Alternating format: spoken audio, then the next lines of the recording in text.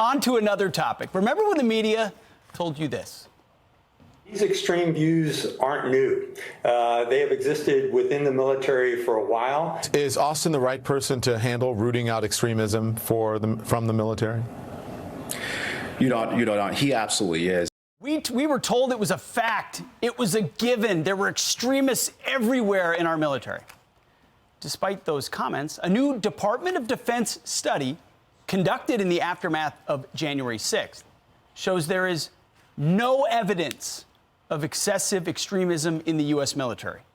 The report finding fewer than 100 substantiated cases per year of extremist activity by members of the military in recent years.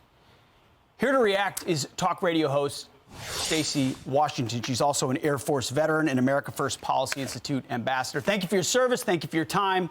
Stacy, we were told it was a fact. It was, MAGA extremists, white supremacists all over our military. A purge needed to happen. There was white rage that we needed to understand, and it wasn't true.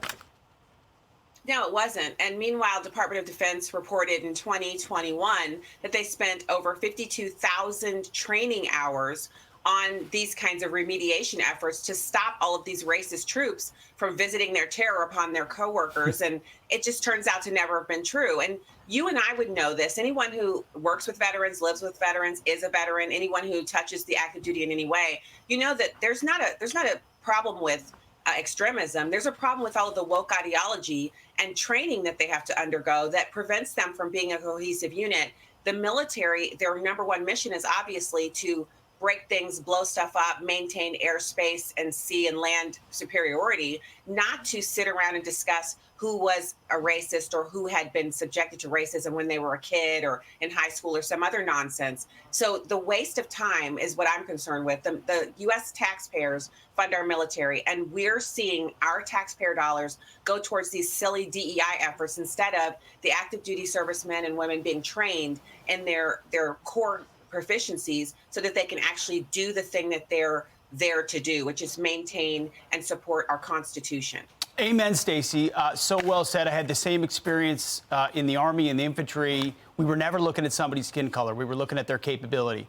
And that's something that's in the DNA. I mean, but even the Air Force especially, Stacy, is doubling down on these DEI initiatives. I hear from vets all the time. I mean, the Army's doing the same thing.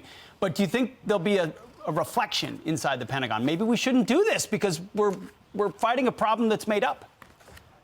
Well, Pete, they're having a recruitment crisis. And so all of the numbers are down. They're having trouble attracting the same caliber of people. They're having trouble finding among our American populace people who are thin enough, people who are smart enough to pass the ASVAB and other tests, and people who are dedicated enough to actually go through the rigorous training that's needed to actually get into the military. Basic training is no joke. Officer training corps, no joke. So they should get away from this stuff and start actually enticing these wonderful men and women who are out there who would totally be an asset to us. Bring them in by showing them what our U.S. military is and leave this other nonsense to the side. It doesn't help with military readiness.